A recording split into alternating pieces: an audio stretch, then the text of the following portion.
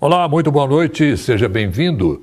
Você já leu uma notícia, compartilhou e depois descobriu que era falsa? O que fazer quando isso acontece? Como saber se uma notícia é verdadeira? As fake news podem prejudicar pessoas e até instituições. Essas e outras questões você acompanha a partir de agora no Jornal da UFO.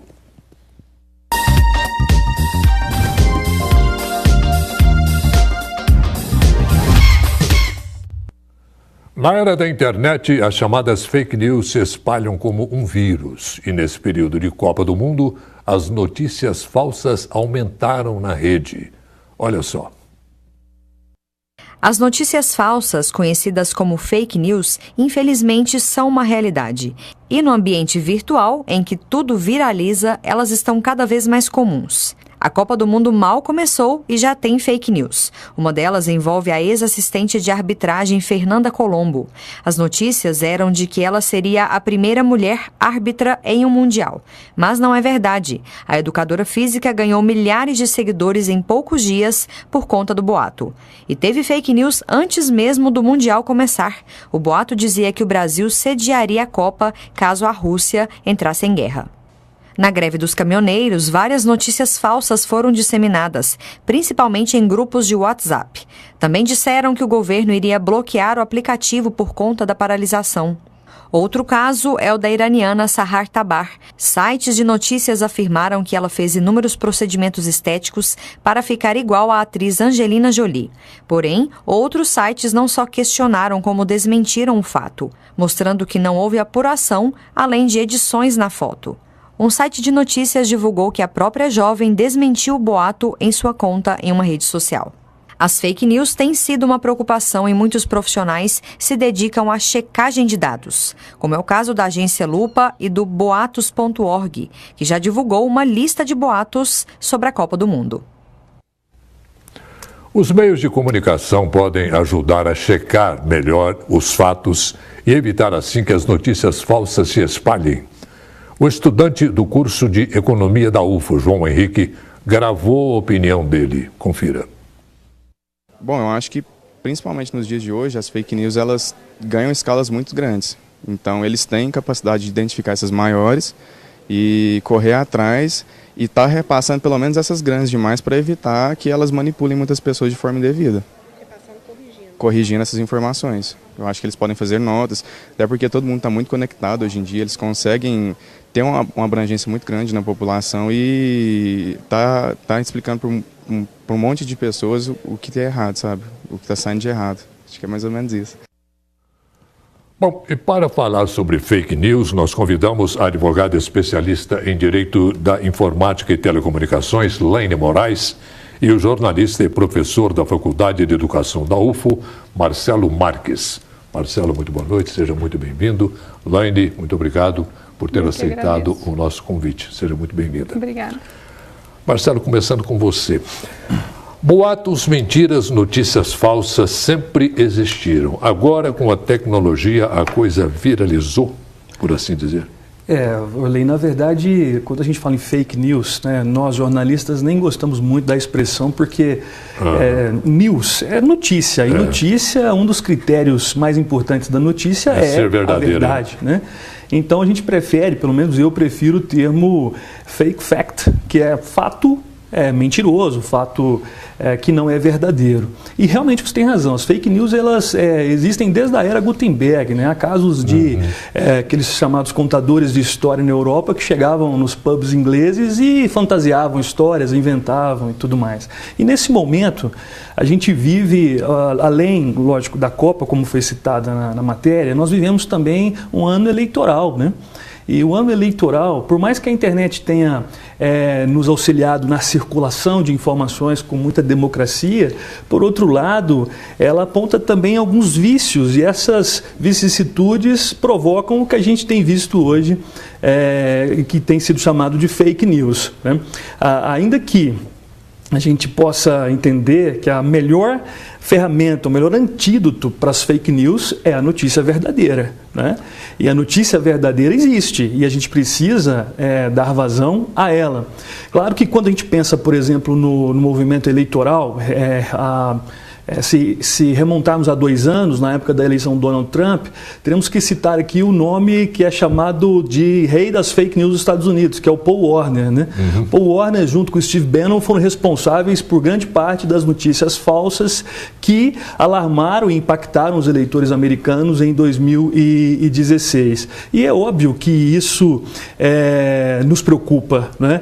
Porque no Brasil nós já temos casos, inclusive quando a menção é para o universo político eleitoral, o Tribunal Superior Eleitoral acaba de tentar um acordo com alguns partidos políticos, isso foi em 5/6, e ainda hoje há 2 partidos que não assinaram esse acordo para que houvesse o combate dos partidos políticos com o tribunal às fake news.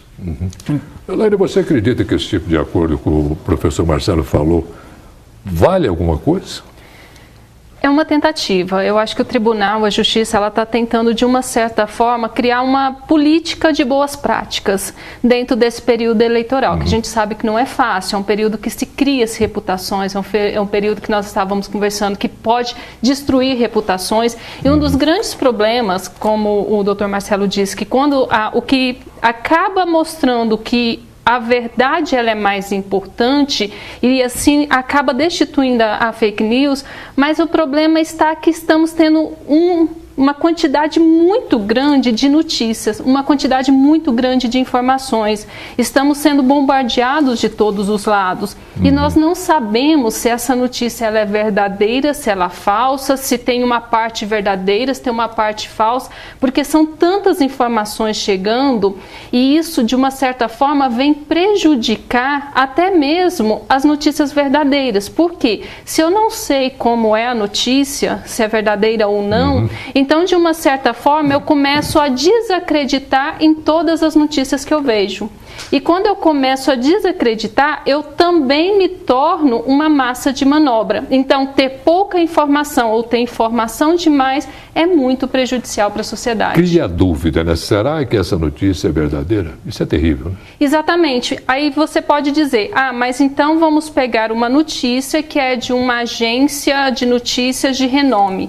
Mas hoje em dia, infelizmente, essas agências de notícia, elas têm às vezes um blog, algum comentarista que fazem comentários de forma mais aleatórios, que não necessariamente busca a notícia em si, mas ele começa a omitir opiniões. E aí que está o problema. Essa opinião dele está embasada numa notícia, é algum comentário que ele viu, então começam a surgir dúvidas. E nesse surgimento dessas dúvidas, nesse desacreditamento, começa a dar esses problemas que nós temos, tanto na política quanto também com a Copa do Mundo. Tivemos o caso da Fabiane, alguns anos atrás, se as pessoas não se recordam, a Fabiane era uma moça que morava em Guarulhos, e eu acho que é Guarulhos mesmo, que alegavam que ela mexia com magia negra, mexia com crianças, e a população resolveu linchar essa mulher, e depois descobriu-se que era mentira. Algumas pessoas foram descobertas, mas a questão é, quando se cria esse temor, esse excesso de informação, as pessoas começam a ficar um pouco desnorteadas. Então, a possibilidade dele agir de uma forma irracional, ela é muito grande. Então, nós estamos num período muito peculiar da nossa história. Nós estamos pendendo para um excesso de informação e não estamos sabendo como lidar com esse excesso. Marcelo, a velha e boa apuração que nós usamos muito no jornalismo, pelo menos os bons jornalistas fazem uso dessa apuração. Para o cidadão comum é interessante essa ferramenta? Sem dúvida, Orley. Há 2 elementos que a doutora Elaine tocou ali. No primeiro, inclusive, em relação à circulação da informação, da opinião, né?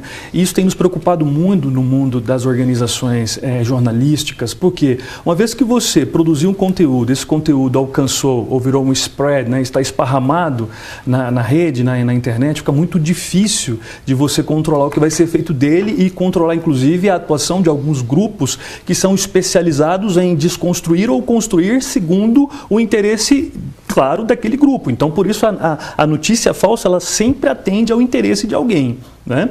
E como atende a um interesse, a gente precisa também... Que tipo de interesse, ao interesse político, ao interesse mercadológico, ao interesse financeiro. Como é o caso, eu sempre menciono isso, o BuzzFeed fez uma pesquisa nos Estados Unidos, as 20 notícias falsas de maior repercussão, elas alcançaram um maior número de pessoas do que as 20 notícias verdadeiras, né? Em torno aí de 1,5 milhão de pessoas a mais leram a notícia falsa e 68% dessas pessoas consideraram essa notícia verdadeira.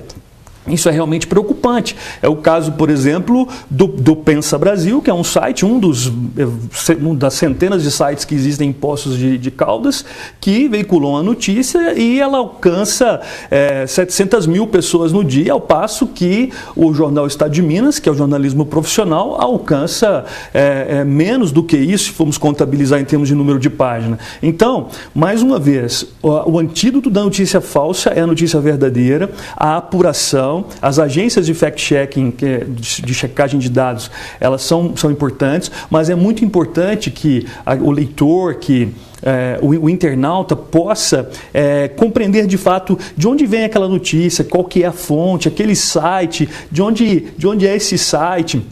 Quem é o jornalista? Muitas notícias não tem nem citação. As manchetes, os títulos, muitas vezes trazem um teor sensacionalista ao extremo, né? O texto é muito mal construído. Né? Quer dizer, são elementos que já indicam ser uma notícia falsa. Além disso, aquela notícia que você considera ali que e vai esparramar aquilo em seus grupos de WhatsApp, na família, em outro lugar, ela está em outro site, ela está, aquele mesmo conteúdo está num site profissional, no site jornalístico profissional. Se não tiver, é porque realmente tem algum problema. E aí, nesse sentido, nós estamos falando, Orley, de uma questão ética, que talvez envolva um outro debate nosso aqui, mas que também perpassa pela questão educacional, né? Do conhecimento, do envolvimento das pessoas com a leitura, da necessidade de se apurar melhor antes de compartilhar via redes sociais. E se me permite, não só as notícias falsas ou as notícias que têm meia verdade. Às vezes a notícia é verdadeira, só que o que acontece? As pessoas pegam uma notícia antiga, publicam, divulgam atualmente, sem olhar a data da notícia, porque às vezes aquela notícia se enquadra no contexto atual. Então, às vezes, ele lê aquela notícia, as pessoas ficam revoltadas e nós estamos numa sociedade onde normalmente eles não olham o teor, não leem o teor da notícia. É uma sociedade que ela está embasada no título da notícia. Então, se o título já traz alguma informação, mesmo que de uma forma um pouco pejorativa, uma forma apelativa, as pessoas vão ficar baseadas naquele título e não verificam a data. Isso está sendo também muito prejudicial. Então, se vai compartilhar, se vai olhar, se está interessado naquela informação, a primeira coisa, abra o link, dá uma olhada na data, dá uma olhada para ver se vem de uma agência de notícia com uma certa credibilidade, verifica o conteúdo, como o nosso colega disse, que às vezes é muito mal redigido. Fazer uma interpretação do texto. É o mínimo que se espera, é verificar esses pontos, verificar a data e verificar o texto, porque isso por si só já vai fazer com que a quantidade de notícias ditas fakes reduzam, porque às vezes não é fake, mas está no contexto, no período errado. Como é que você vê isso, Marcelo? Eu queria destacar a questão eleitoral. Acho que nós estamos num momento em que os marqueteiros, os estrategistas da área política que desenvolvem campanhas políticas estão em estado de alerta. Para o pessoal do fake é uma festa nessa época. Sim, porque eles vão o tempo todo buscar a desconstrução do seu oponente, né? Em algum momento isso vai ser feito e as pessoas que acreditarem naquilo sem avaliar, sem buscar de fato um conhecimento um pouco além daquilo que está colocado ali numa rede social por si só, isso pode indicar, inclusive, problemas eleitorais, como aconteceu nos Estados Unidos, de uma notícia que foi amplamente divulgada de eleitores de Hillary Clinton, que eram muçulmanos, teriam assassinado um policial na cidade de Austin, no Texas, né? Isso foi uma mentira que depois foi desmentido por um site especializado em inclusive um site muito premiado nas associações de jornalismo investigativo, que é o PolitiFact, e só que havia passado já 2, 3 dias. Então, quer dizer, o efeito, como a doutora Elaine já citou, já a repercussão daquilo já havia provocado um desastre. É você desmentir e reconstruir aquela notícia? Sem dúvida, é muito difícil você reconstruir a reputação, reconstruir a imagem a partir de uma notícia falsa, ou a partir de uma informação falsa, ou a partir de um dado que foi colocado ali de forma leviana, que atendeu ao interesse de alguém, e isso para o jornalismo é um enfrentamento que nós estamos buscando hoje, porque muita gente confunde isso com o jornalismo. O jornalismo não preza por isso. É um antijornalismo, né? É um antijornalismo, ou talvez nem seria jornalismo, seria alguma outra coisa, né? E faz um mal enorme para a sociedade. A gente tem acompanhado isso. A USP, alguns pesquisadores da USP desenvolveram uma pesquisa importante mencionando os sites que mais repercutiram conteúdos falsos no Brasil no ano passado. Isso está online e as pessoas podem buscar. E é incrível porque muitos desses sites que apresentaram esses conteúdos são sites que muitas vezes a gente vê ali nas redes sociais, sendo compartilhado por pessoas que você pensa, poxa, essa pessoa tem conhecimento para entender que essa informação não é uma informação crível, não é uma informação precisa, não é uma informação que deveria estar sendo compartilhada dessa forma para tão somente persuadir ou convencer ou iludir alguém. Bom, a gente volta já com o nosso debate. Quer saber como ficam as temperaturas em Uberlândia e outras cidades de Minas? Veja na previsão do tempo.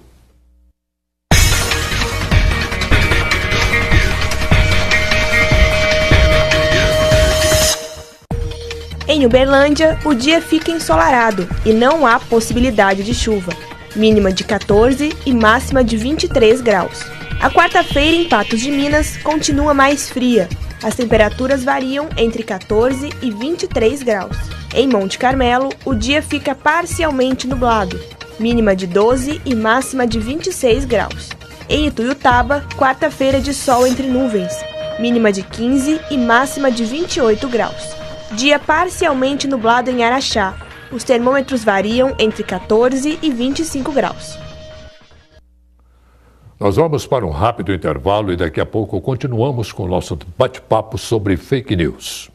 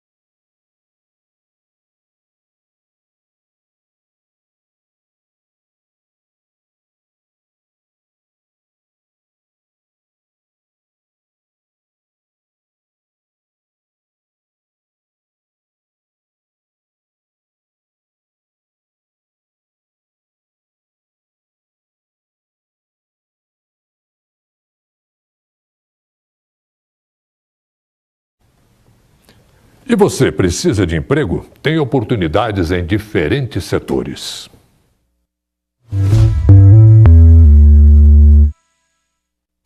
Vaga para motorista carreteiro. É preciso ter experiência de 6 meses e ensino fundamental completo, além de habilitação. Salário a combinar. Oportunidade para técnico eletrônico. É necessário ter experiência de 6 meses e curso técnico em eletrônica, além de habilitação AB. Remuneração a combinar. Vaga para vendedor pracista, com remuneração de R$ 1.087. O candidato precisa ter experiência de 6 meses, ensino médio completo e habilitação A ou B. Vaga para auxiliar de cozinha, com salário de R$ 954. Precisa ter experiência de 6 meses e ensino fundamental completo. Para saber mais informações sobre essas vagas e outras, é só procurar o Cine Uberlândia, na Avenida Nicomedes Alves dos Santos, 136, no centro da cidade. O horário de atendimento é de 8 da manhã às 5 da tarde. Bom, agora um recado para você que tem uma ideia inovadora e quer desenvolvê-la. O Centro de Incubação de Atividades Empreendedoras, CIAEM, da UFO, prorrogou as inscrições até esta quinta-feira, dia 21 de junho. A repórter Daniela Malagoli tem os detalhes. Olá, Orley. É isso mesmo. As inscrições foram prorrogadas até o dia 21 e quem dá os detalhes para a gente é Guilherme Oliveira, que é gerente operacional do CIAEM, que é o Centro de Incubação de Atividades Empreendedoras da UFO. Guilherme, primeiramente, quem pode participar, quem pode se inscrever? O edital ele é aberto para qualquer pessoa de Uberlândia e região. Basta ter uma ideia inovadora, uma ideia bacana de um empreendimento de base tecnológica, que a gente está aberto a todo o público de Uberlândia e região. Como se inscrever? O que precisa fazer para participar? Bom, o primeiro passo é vocês entrarem no nosso site www.ciaem.uf.br, baixar o edital, lá vai ter a ficha de inscrição para o pessoal preencher e enviar para o nosso e-mail, que está descrito no edital, e também tem o link de inscrição, que é onde o pessoal gera o boleto para pagar a taxa de inscrição. Só isso. Lembrando que essa é a primeira etapa do processo, né, Guilherme? Exatamente, essa é a primeira etapa do processo. O pessoal vai passar por mais 3, que vão ser a análise dos nossos consultores, do modelo de negócio, e depois eles vão ter mais uma etapa de verificação, que vai ser uma banca oral, onde eles vão apresentar o projeto deles. A gente vai fazer algumas perguntas para entender melhor como que funciona, e aí depois disso sai o resultado. O que o CIAEM oferece para essas empresas que vão se inscrever e que estão já em processo de incubação e pré-incubação, Guilherme? As empresas que conseguem entrar aqui na nossa incubadora, eles vão receber serviços principalmente de consultoria para ajudar a modelar o negócio deles, eles entrarem no mercado com mais eficiência. A gente também vai oferecer infraestrutura, a gente oferece energia, internet, água, networking, a gente vai conectar eles com todo o ecossistema de inovação de Uberlândia. Então é muita coisa aí que a gente pode ajudar esses empreendedores na trilha deles. Toda essa ajuda é gratuita? A gente tem um valor simbólico na incubação, que é de R$400 por mês, e para ter todos esses benefícios que a gente já citou aí atrás. Ok, muito obrigada pelas informações. Então, só lembrando, essas inscrições podem ser feitas até a próxima quinta-feira, dia 21 de junho. Orley, voltamos ao estúdio. Obrigado, Dani. Nossa equipe de reportagem foi saber se estudantes da UFO já viram fake news por aí. A gente recebe muito no WhatsApp, né? Grupo de família, no Facebook a gente encontra muito nas redes sociais. Rotineiramente aparece no Facebook, eu já vi esses dias, acho que 2 dias atrás, relacionada a uma coisa muito boba, que é o ovo. Eles correlacionam o ovo com problemas de saúde. E você abre assim a notícia, você bate o olho, parece bem interessante, fala, estudos apontam que o ovo ajuda com tal coisa. Aí você abre a notícia e quando você dá uma olhadinha assim, o negócio tem 3 linhas e fala que o ovo ajuda para curar isso, tal. Assim que você termina, não tem fonte nenhuma, não tem qual universidade que foi relacionada a isso e tal. Olaine, tem a pessoa que produz a notícia falsa, esparrama na internet, e tem aquelas pessoas que espalham essa notícia como cúmplices daquela falsidade. O que a lei prevê para esse tipo de coisa? Sim, tem as pessoas que criam. Então, se a notícia é falsa ou se ela vem a prejudicar uma pessoa, então ela pode cometer um crime contra a honra, que pode ser uma calúnia, caso esteja alegando algum fato criminoso, pode ser uma difamação, uma injúria que é relacionada mais ao íntimo da pessoa, então é um crime contra a honra. Mas o simples fato de criar, de ser crime, uma outra pessoa se vê essa notícia e compartilha, que é o que normalmente acontece, quando você compartilha, você está validando aquela informação, você está falando que você acreditou nela e quer que as outras pessoas também olhem aquela informação com o mesmo carinho que você olhou. Então, quando você faz isso, que você valida essa informação, você também comete o crime, um crime contra a honra, que vai depender. Se aquela informação estiver alegando que a pessoa fez alguma prática criminosa, é uma calúnia, ela pode pegar até 2 anos de prisão. E a pessoa pode afirmar, eu não sabia que era isso.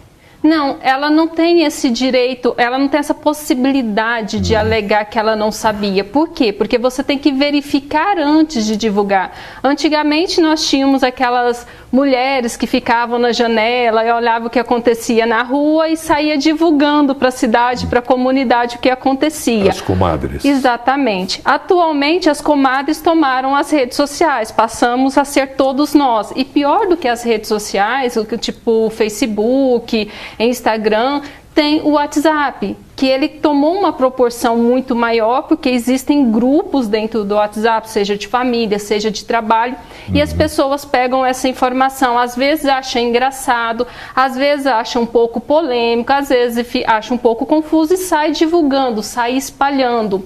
É fácil identificar quem espalhou essa informação, principalmente no WhatsApp. Se você divulgou, se você espalhou, vem o número do seu telefone. Então eu consigo rastrear de você. Aí você pode alegar, mas eu recebi de outro.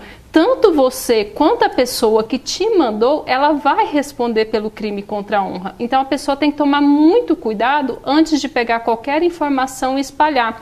Eu mesmo tenho algumas ações na justiça que aconteceram isso. Pessoas que alegaram que receberam de WhatsApp, pegaram a informação, vídeos montados, mensagens falsas e divulgaram nas redes sociais, Facebook, dentre outros, de uma forma um pouco jocosa. Mas quando ela faz isso, nem todo mundo pode entender que seja jocoso. As pessoas podem, às vezes, se sentir ofendido ou achar que aquela informação é um absurdo e as pessoas começam a se revoltar. Então, é sim crime, é muito perigoso fazer esse tipo de ato. E o mais importante, eu creio que o Dr. Marcelo vai conseguir me auxiliar a complementar, mas o mais importante para se acabar com uma fake news é você não compartilhar ela. Você recebeu, encerra aquela corrente naquele momento. E aí, Marcelo? Sem dúvida, essa é uma das possibilidades e a gente tem sempre buscado alertar as pessoas quanto a isso, até por uma função pedagógica mesmo. A informação, você não sabe se é verdadeira, você não tem certeza daquilo, traz um conteúdo apelativo. Então, por que não ir em busca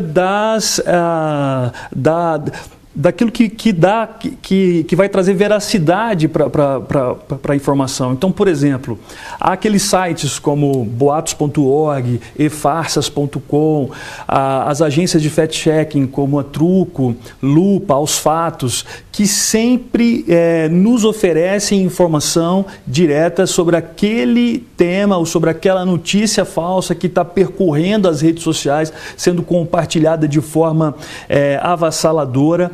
E isso realmente é um grave problema, porque naturalmente as pessoas estão contribuindo. Quando elas clicam, Orley, é bom deixar isso bem claro, quando elas clicam num site que é um site fake news, ela inclusive apoia financeiramente aquilo que está sendo produzido, porque o Google remunera aquele site, né? Há o CRM e o CRC, que é o custo por milhares e o custo por clique. Então, quanto mais cliques que aquela notícia gera ali, mais o Google vai remunerar aquele site e o proprietário dele. Então, é bom que isso fique bem claro, para que a gente tenha noção que, primeiro, o melhor antídoto para a notícia falsa é a notícia verdadeira. Segundo, as pessoas precisam, de fato, buscar se informar melhor, ir em busca daquilo que, de fato, é a realidade que está acontecendo, utilizando para isso os mecanismos que o jornalismo tem, né? Há uma frase do Cláudio Abramo muito interessante, que é: o jornalismo é o exercício cotidiano do caráter. E a gente precisa ter caráter também naquilo que nós fazemos nas redes sociais, entre os grupos familiares, entre aqueles grupos que nós participamos no WhatsApp, como a doutora Elaine ressaltou.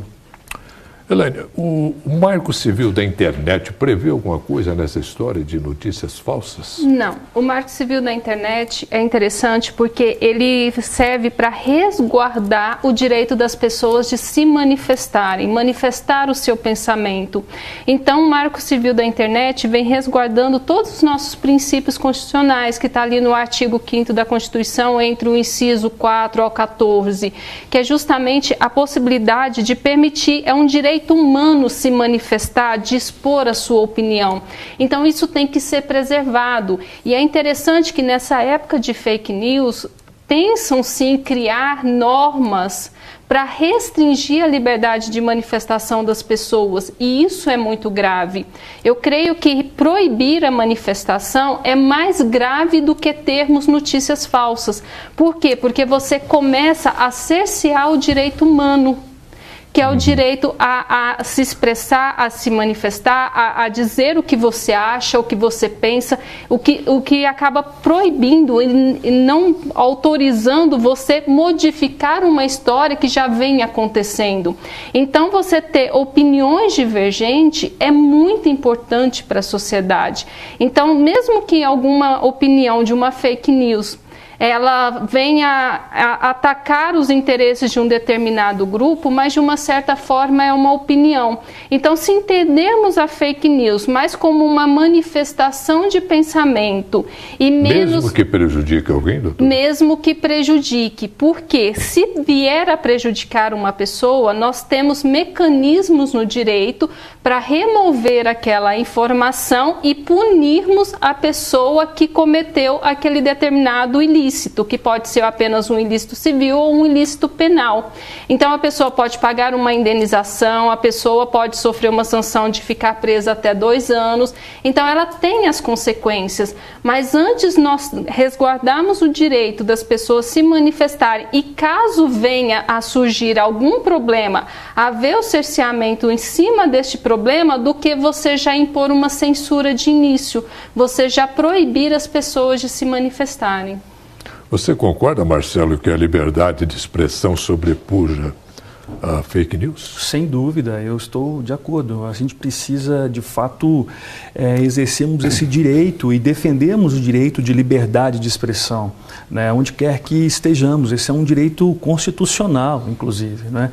Então, aquilo que as pessoas estão dizendo aí, principalmente partidos políticos, estão tentando fazer para regulamentar, né? Aconteceu recentemente o caso da Cambridge Analytica com o Facebook, e isso até hoje ainda não está muito claro como que vai ser, como que vai funcionar o Facebook. Então, de fato, a gente precisa defender sempre a liberdade de expressão e a expressão maior que o indivíduo tem de se pronunciar em redes sociais. Óbvio, se ele vai divulgar uma informação que não é verdadeira, ele vai ter que responder por aquilo ali, e aí a doutora Elaine já destacou que há os mecanismos legais para aquilo. E as pessoas têm que se preocupar com isso, sim, porque, como no caso já bastante conhecido da Marielle Franco, da greve dos caminhoneiros, do caso do Gilberto Gil, que numa manchete havia dito, que entre aspas, que o juiz Sérgio Moro era fajuto, e na verdade não disse isso, coisíssima nenhuma, mas o site divulgou assim, depois foi obrigado a retirar isso do ar, né? Então as pessoas precisam entender que a liberdade de expressão, ela também vem ancorada na liberdade de caráter e óbvio que as pessoas vão ter que responder pelas suas atitudes. Pessoal, é uma pena mesmo, mas no nosso tempo, infelizmente. Laine, foi um prazer muito grande ter aqui conosco, é nosso Jornal da UF de hoje. Professor Marcelo, um prazer renovado tê-lo aqui, foi uma satisfação muito grande. Amanhã no Jornal da UFA nós vamos falar sobre tipos de dor. Você pode participar. Envie perguntas na nossa página no Facebook. Fique agora com o Jornal Minas, segunda edição. Uma boa noite e até lá.